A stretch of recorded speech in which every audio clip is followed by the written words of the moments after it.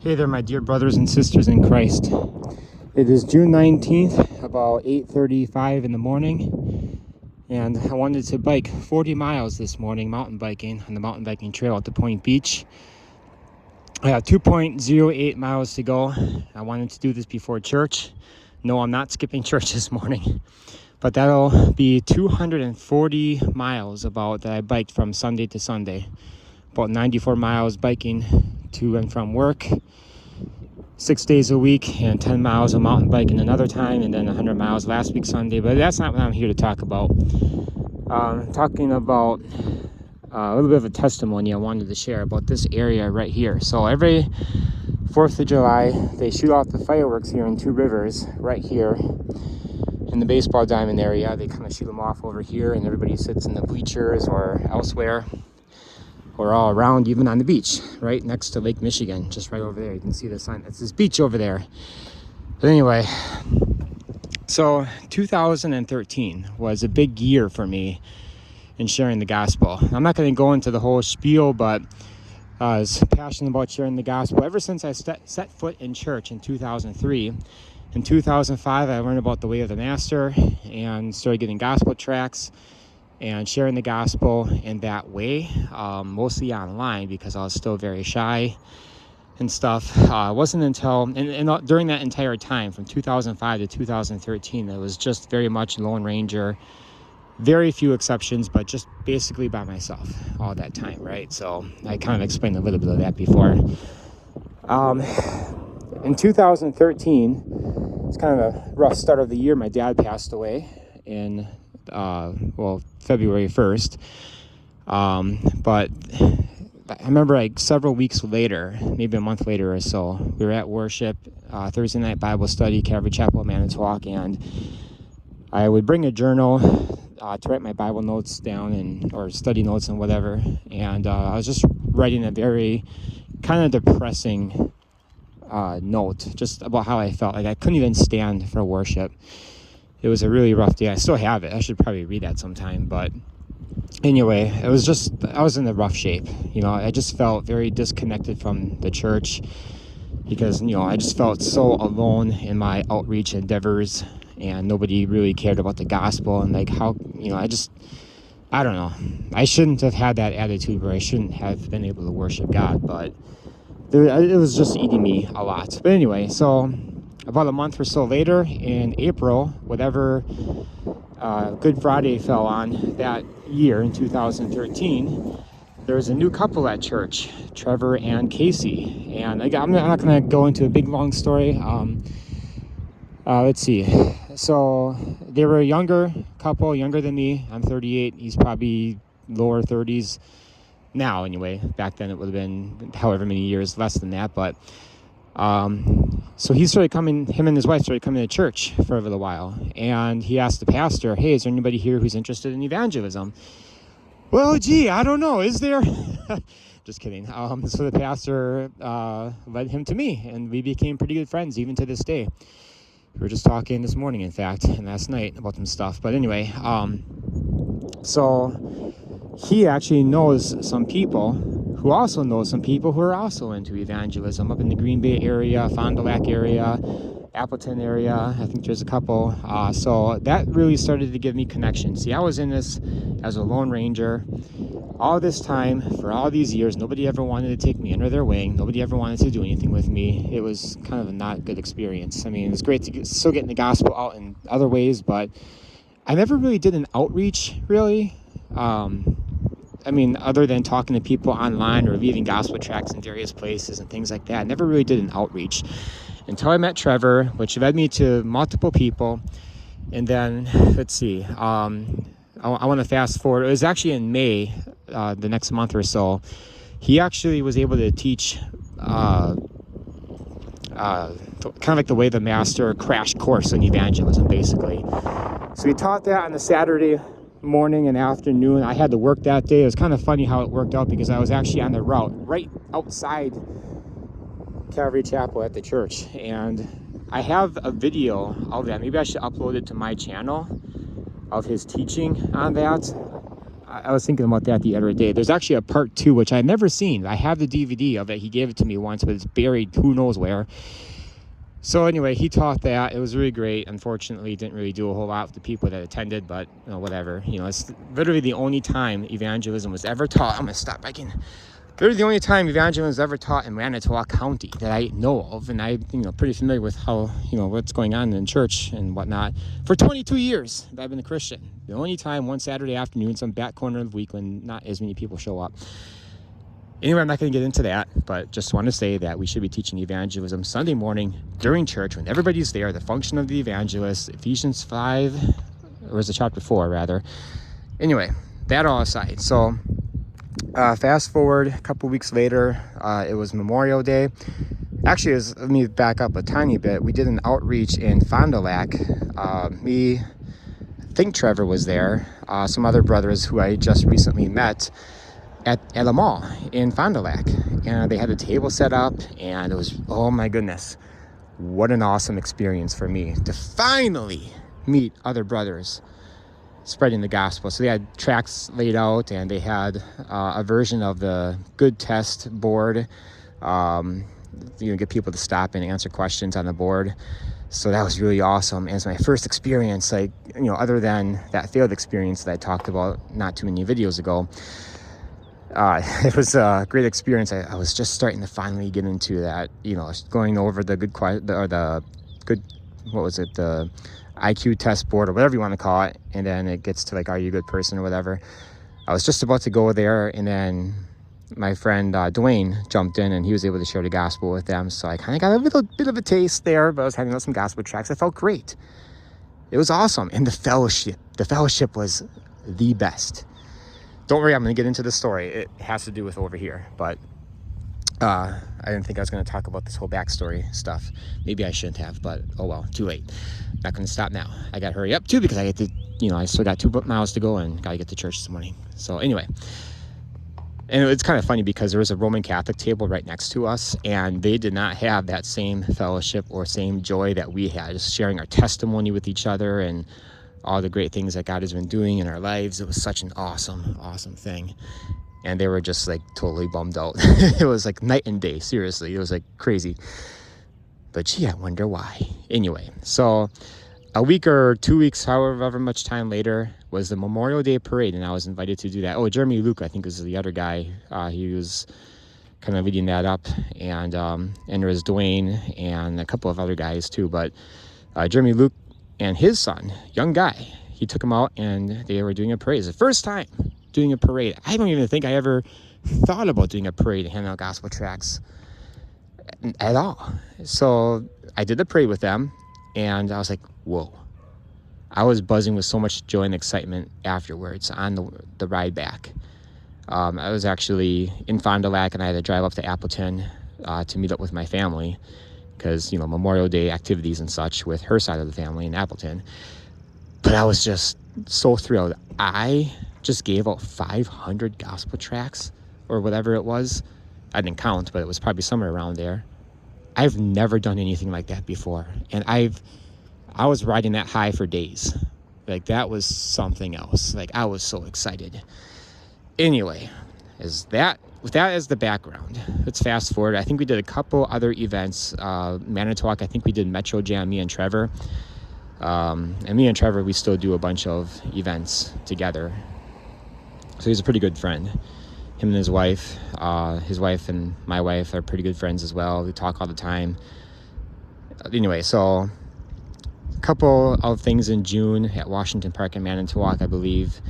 And then here comes the 4th of July. Now, I don't remember if we did the parade on the 4th of July or not. I can't remember, but right here, guys. Okay, now, if you are ever in the Manitowoc area, you need to watch the fireworks here. Not just because sometimes you give a gospel tracts here, but because, and you can join us, but because it's seriously the best fireworks I've probably seen. I mean, we've been to Appleton. Appleton is a humongous populated area, not just Appleton, but the surrounding areas, and everybody comes to watch the Appleton fireworks. They're kind of boring. Come here, it's probably the best. I mean, Kimberly, when they were doing the fireworks, they have some really awesome fireworks too, but these are the best, I would say. But anyway, so 2013, July 4th. We were right over here at this corner. Let's actually get a little bit closer. So we're just handing out some gospel tracts. And it was me. I am 99% sure Trevor was there. I don't know if anybody else is there or not. I don't think Luke came into the picture yet until later that year. He's also a really good friend of mine, my main partner in crime even, and he works with me. Pray for him. He's going through some issues right now with his wife. They're pregnant and she gets really sick, but pray for them. It's been some tough times lately. But so we were standing right over here. Now this was a business. It's like closed down now, whatever it used to be. Oh, and by the way, if you go on my YouTube page, like my actual YouTube page, the banner picture is me and my daughter Chloe, standing right here.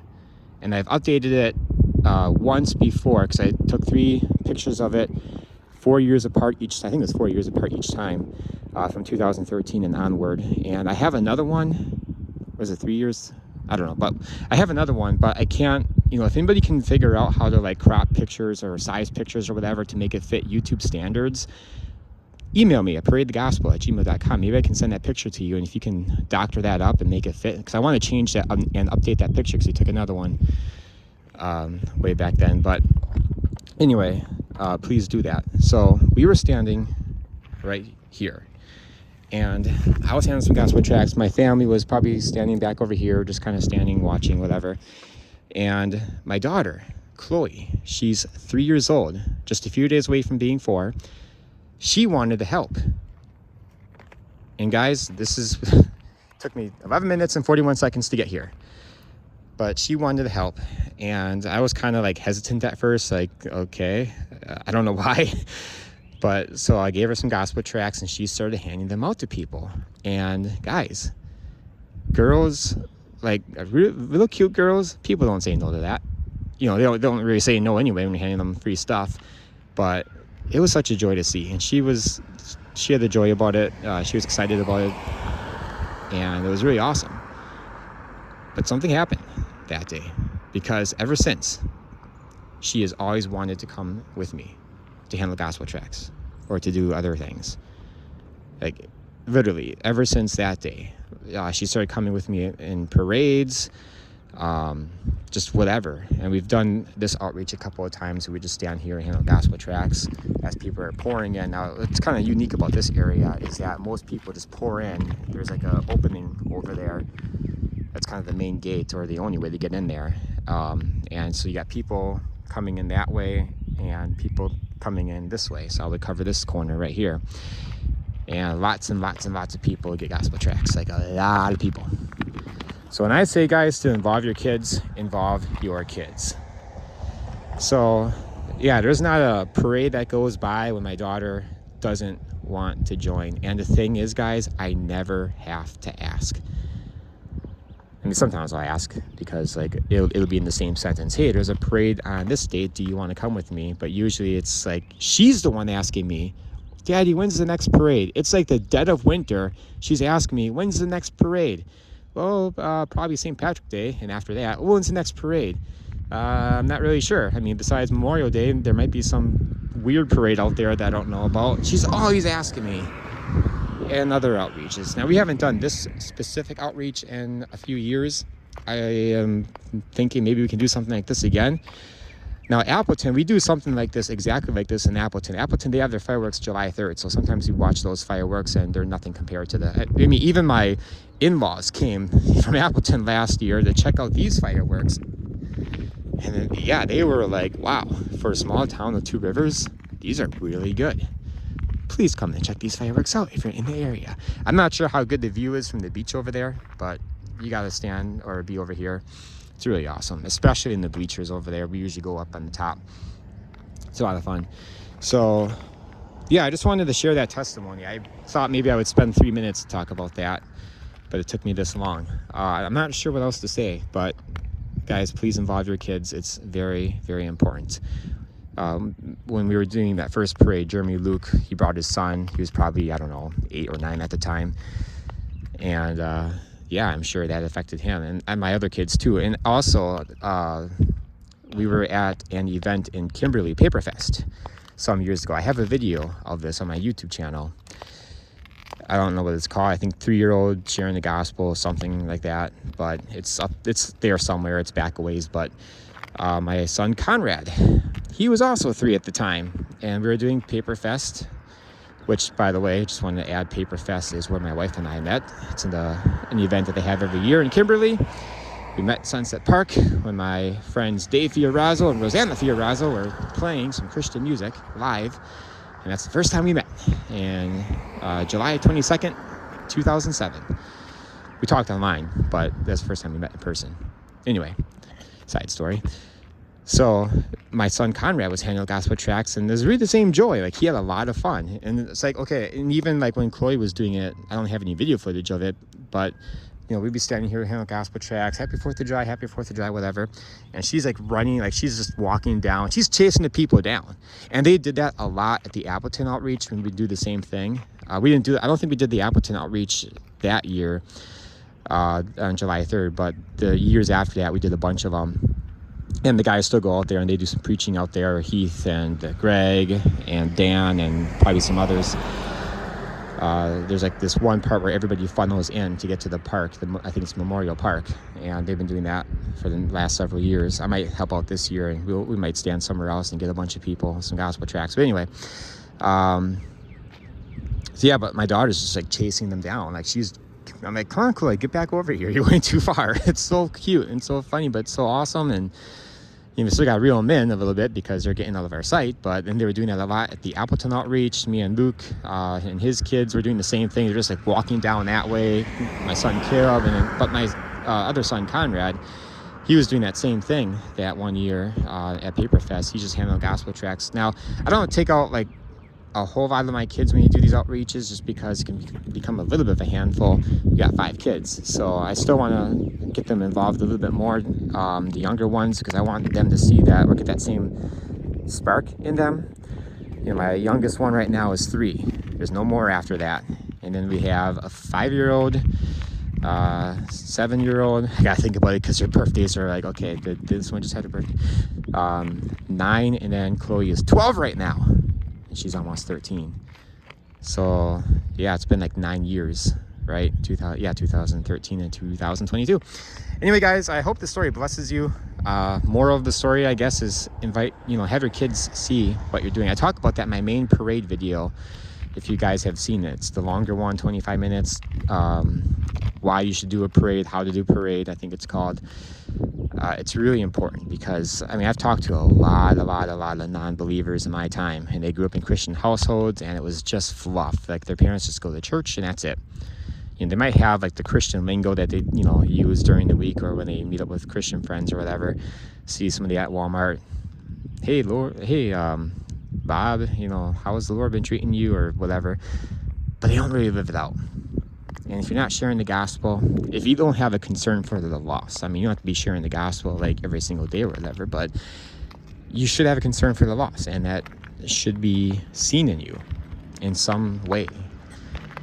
And I don't know how that doesn't boil over into spreading the gospel in some way, in some fashion. So, bring your kids, make sure they see it, that you're living out the faith, not just evangelism, of course, but include that as well. Have them come with you, even if they're just standing there watching you handle Gospel Tracts or sharing the gospel, or when some Jehovah's Witnesses come over to your house, knocking on your door, invite them in. Have them see that, and represent God well in all those situations. Don't be a jerk. Don't be like some of those people. There's all these videos on YouTube of how not to share the gospel, whether it's in preaching or other ways. But there's just, some crazy attitude people out there. But anyway, guys, that's enough. It's 19, 20 minutes. I got to go. So God bless you. Hope this blesses you.